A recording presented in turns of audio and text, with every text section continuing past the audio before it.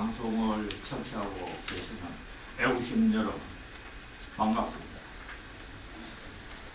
그동안 문재인 정권의 폭정하에서 설상가상격으로 우한 코로나 바이러스까지 겹쳐가지고서 국민 여러분 대단히 고생이 많으십니다.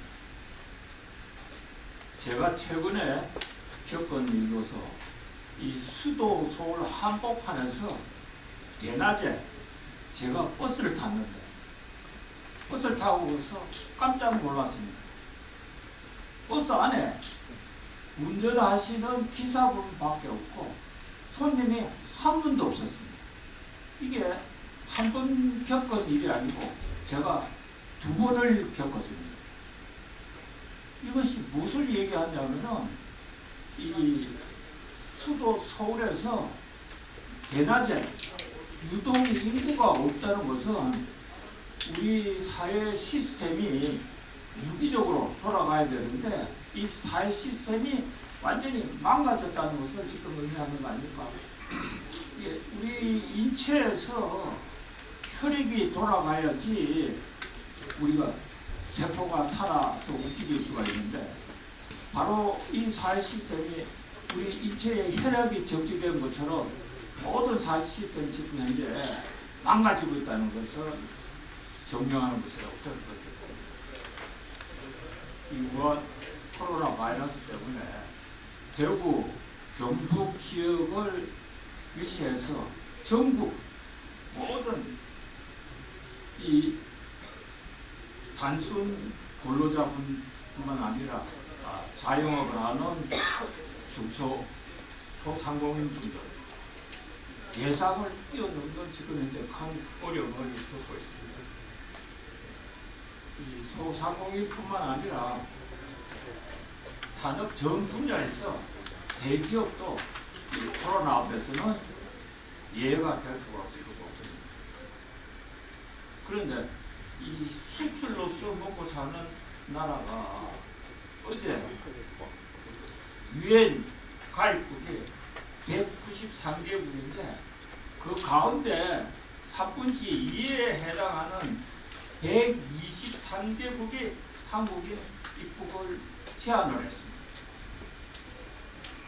그러나 여러분, 지금까지 대한민국 여권을 가지고서 다른 나라에 입국 사정, 즉 비자가 없이 들어갈 수 있는 나라가 여러분 얼마인지 아십니까?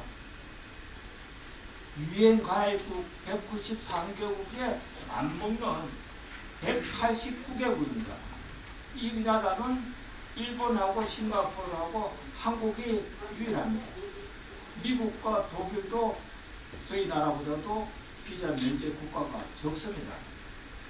이렇게 세계 1위를 자랑하는 이 나라가 이 우한 코로나 사태로 인해 가지고서 국제적인 교류가 정지되어서 그동안 우리가 쌓아놨던 국격은 하루아침에 무너지고 이것이 우리 경제에 어떻게 영향을 미칠까 심히 우려되는 현재 시점입니다. 여러분, 도대체 이 나라가 왜 이렇게 되었습니까?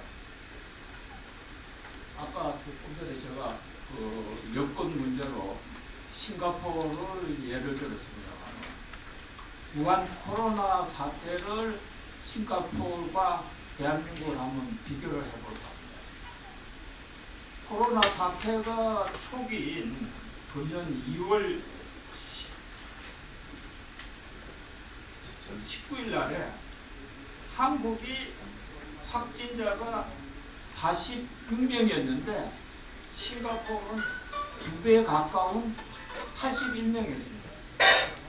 인구 비례로 보면은 그 당시에 16배에 해당합니다.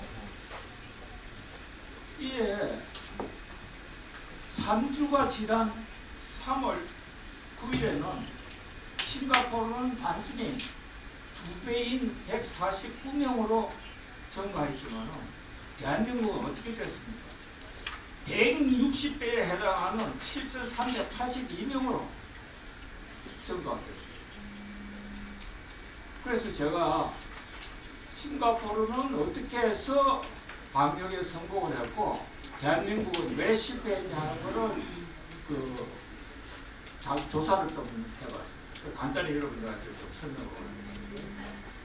외신은 싱가포르가 방역에 성공한 이유로서는 첫째로 정치 지도자가 과학자들과 임상 의사로부터 문제점과 대책에 대해서 조언을 받아가지고서 그 조언에 따라서 신속하게 대응한 것을 제일 먼저 성공 사례로 꼽았습니다. 1월 말에 벌써 중국에서 온 대부분의 여행자에게 국경을 폐쇄하기 전에도 건강 진단을 실시해서 자체 명령을 위반한 사람은 벌금을 물도록 하고 학교와 대학을 폐쇄 조치했습니다. 그리고 싱가포르 총리는 코로나와 관련된 모든 건강관리를 무료라고 선언을 하고 국민들로 하여금 안심시키고서 검역에 협조하도록 요청을 했습니다.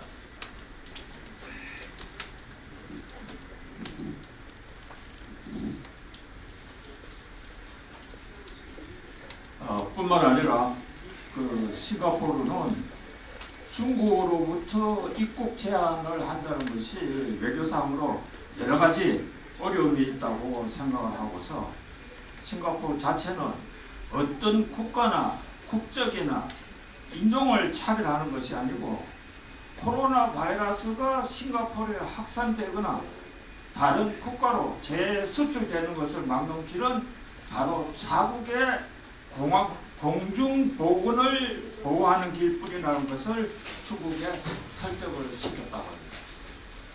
그러나 여러분, 우리나라는 어떻게 했습니까?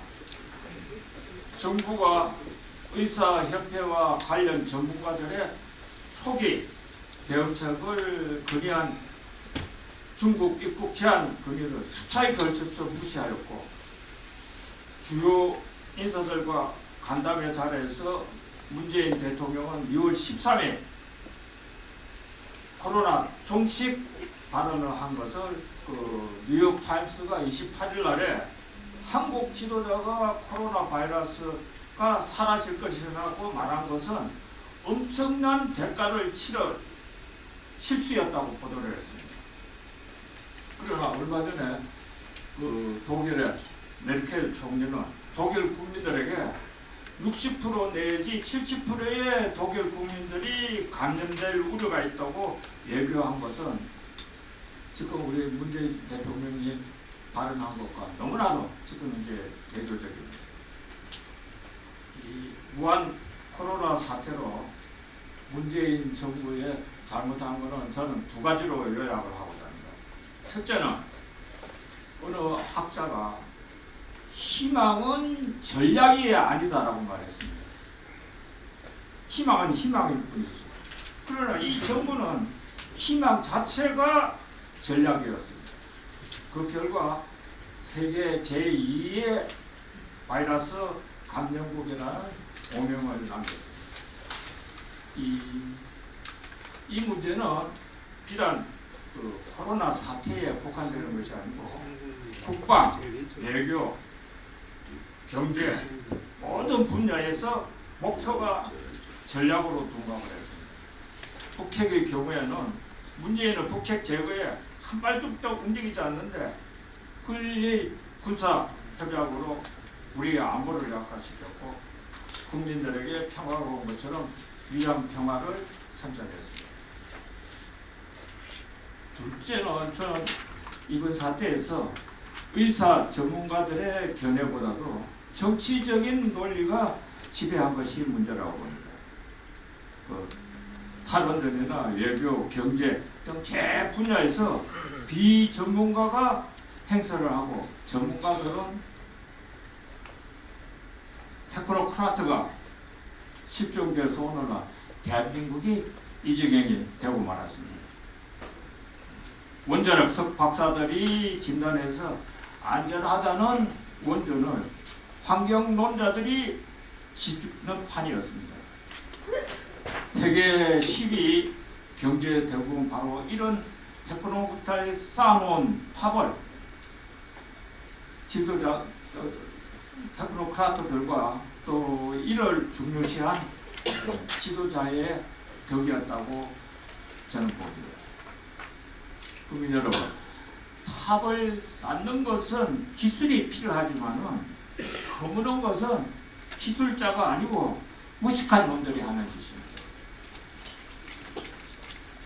지난 3년여 동안에 비가 오나 눈이 오나 한 번도 빠짐없이 매주말 집회를 가진 것은 이것은 세계 역사에 기록이 남을 만한 일입니다. 그러나 오늘 이 자리는 청중이 없이 유튜브를 통해 가지고서 4.15 총선 승리를 위한 애국시민단체 쌀과 국민대회로 대신하게 된 것이 바로 우한 코로나 사태 때문이고, 이런 비극에 대한 책임은 천재의 지변이 아니고 인재, 즉 사람이 저지른 재앙이기 때문에 우리 국민들은 이를 알아야 됩니다. 아는 것이 중요한 것이 아니고 우리는 반드시 4.15 총선에서 철퇴를 가해야 합니다. 정책이 성공되기 위해서는 지속적이어야 합니다. 그래서 태극기 집회도 지속적이어야 하기에 오늘 광화문 집회를 코로나 방역을 위해 가지고서 연사들만의 4.18 집회로 대신했습니다. 여러분, 어려운 여건 하에서도 지금 좋은 말씀을 들려주시기 위해 가지고서 조금 전에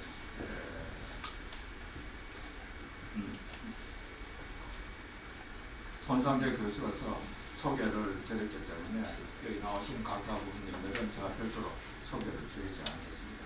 그런데 특히 바쁘셔서 진료 관계로 지금 나오시지 못하고 영상 메시지를 보내주신 노한규 전 대한의사협회 회장님께 특별히 감사의 말씀을 드립니다. 여러분, 이 연사분들의 연설 내용을 잘 경청을 하시고 또 여러분뿐만 아니라 주변에 널리 알려서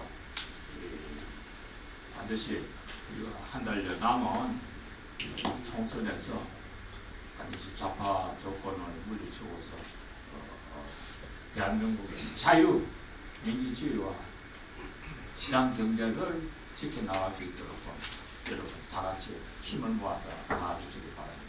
감사합니다.